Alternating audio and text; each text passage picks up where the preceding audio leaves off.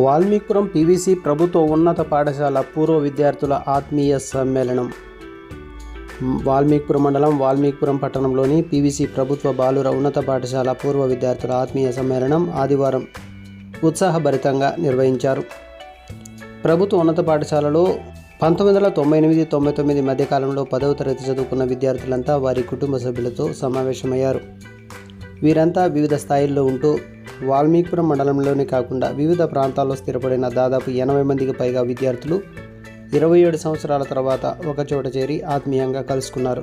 చిన్ననాటి స్మృతులను నెమరు వేసుకుంటూ ఒకరినొకరు పలకరించుకుని తమ యోగక్షేమాలను తెలియజేస్తూ ఆనందోత్సాహాలతో గడిపి సహంపక్తి భోజనాలు చేశారు.